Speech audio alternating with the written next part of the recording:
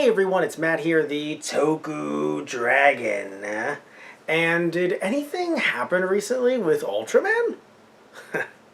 Let's get to that right now.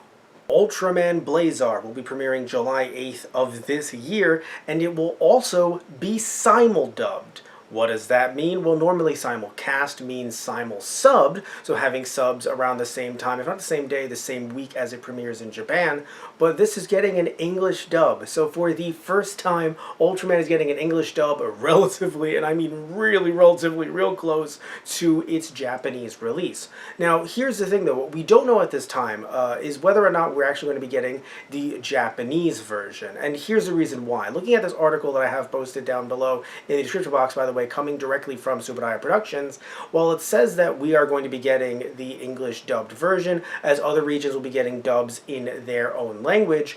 We don't know whether or not we're getting the Japanese version because it lists, or it says here in this article, that TV Tokyo is getting the Japanese version aired over there. So I don't know if that means, and we'll be getting the English version on the line. So I don't know if that means we're also getting the Japanese version with English subs as well. While that will suck if we do not get that version, at least get it, you know, within a, while it's currently airing. While that does suck, at the same time though, I'm under the impression that Ultraman Z and other Ultraman that have premiered recently on YouTube also premiere on television as well. I'm not under the impression that those have just been YouTube exclusive. Just because it's been YouTube exclusive for us doesn't mean it's been YouTube exclusive for a Japanese audience. And of course they can also region lock these as well, so that Japanese, or geo lock it for the usually referred to as geo lock when it comes to television shows and movies, not region lock, that's for video games, the ones that are like right behind me. So when it comes to geo locking, that's basically what happens on YouTube, where you try to access a video and it says not available in your region. So they could just do that and we could end up getting the Japanese English subbed version as well, but there's no word on that right now, so I do want to keep note as we're talking about this as this breaks. So when it comes to this series, oh god, this logo, by the way, looks fantastic. This is not this is not the original Japanese logo. This is actually the English logo. This is the Japanese logo right next to it, and I just have to say, I love, and I mean I absolutely love, how Subudaya ends up actually recreating, whoever they contract, you just give that person more money, because they end up kind of recreating the original actual logo, whereas, you know, not just kind of posting it in like Arial font or something like that. It's really fantastic to see how they've actually changed it up and just make it very much look like it's just seamless as far as I'm concerned. Now, logos aside, actually taking a look at this picture here, the actual poster for the show itself, we can see that it's going to be Saturday at 9 a.m. But here's the thing, that doesn't mean it's going to be Saturday at 9 a.m. for us. Remember that when it comes to simul-dubbing, if you're not familiar with it when it comes to anime, that means that it's going to be coming out within the week of the original Japanese airing. So it's not like the same exact day. And when it comes to the way simuldubs worked, or work in general, you have the dubbing crew. We don't know who the dubbing crew is as of this time from the looks of it, but I would not be surprised if it's Okratron 5000, but we don't know at this time. But what I will say though is that when it comes to any crew that, you know, dubs a simul-dubbed show, they are getting it around maybe like 2 to 3 weeks in advance, the same way that a company that's airing it, let's say on Japanese television or through streaming, is getting the show as well. So, you know, there's a lot of crunch involved. It's a bit different than dubbing, you know, back in the day, back in my day, when we had like granted, they dubbed them in batches too with stuff like Dragon Ball Z on television, but the show was long since over. So obviously, even though they might have only had a certain amount of episodes licensed per batch, you know, and they still do that when it comes to seasons or even longer running shows like One Piece. That's what Crunchyroll does. It's weird saying Crunchyroll, not Funimation, but that's what they do with One Piece. You know, again, any long-running show will have that happen. But when you have the simul-dubbing occurring, you're getting that work done kind of in unison, sometimes even before there's actually finished, I don't know how it would work in this case, so I guess maybe not finished CG, but before there's finished artwork even. You might have like, you know, line sketches and whatnot, and not having finished artwork while you're actually dubbing the show over. It's very interesting. So when in this case, again, it's going to be premiering, right? The dubs will be premiering every week within a week of the original Japanese air date.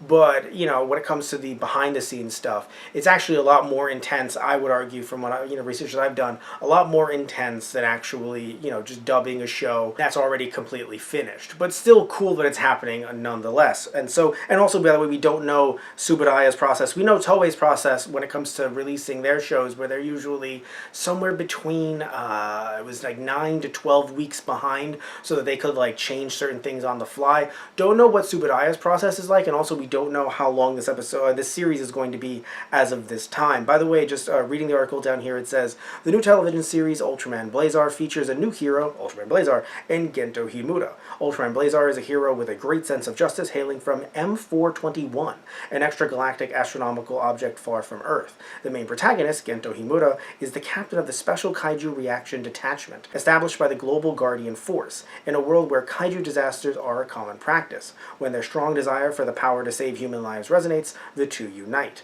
This show portrays the captain, who can transform into Ultraman, and the heartwarming human drama that unfolds at the GGF, while depicting it using the science fiction touch unique to the Ultraman series.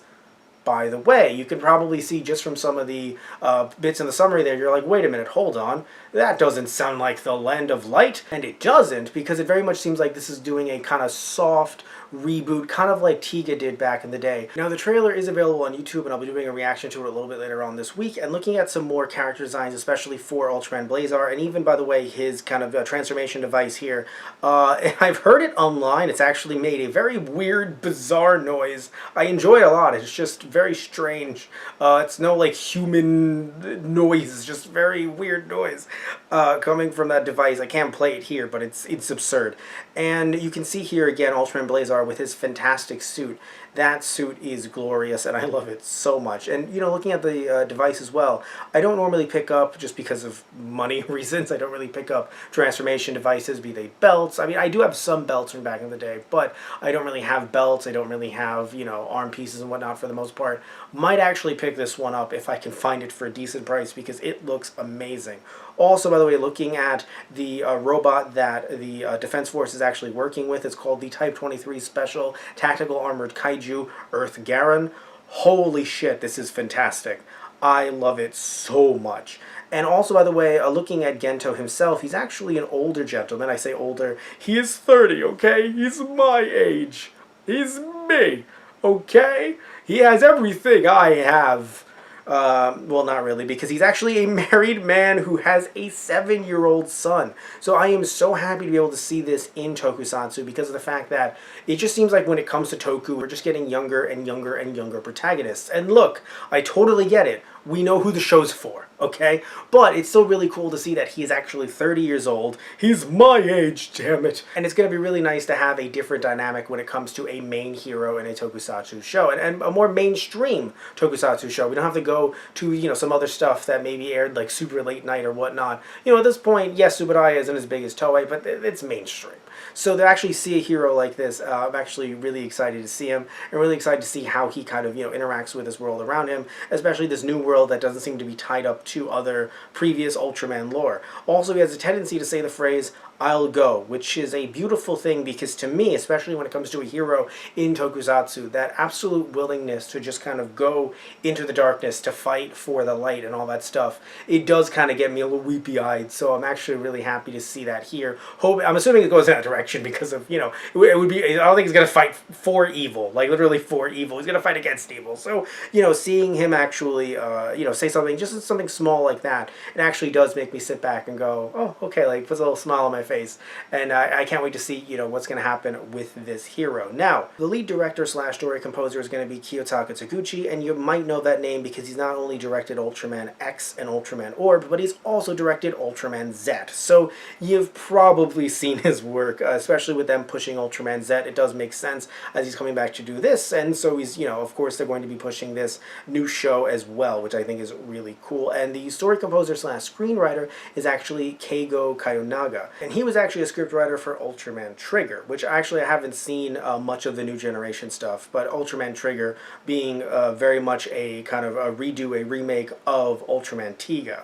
And what's really cool is seeing him talk about his love for Ultraman, and I really love seeing stuff like this because, his interviews and whatnot, and these articles, because you get to see these actors talk about their love for the series, and, it reminds me, and I hope it reminds you as well, of our love for the series as well. So, moving on to the section that says simultaneous broadcast / release of dubbed versions around the globe.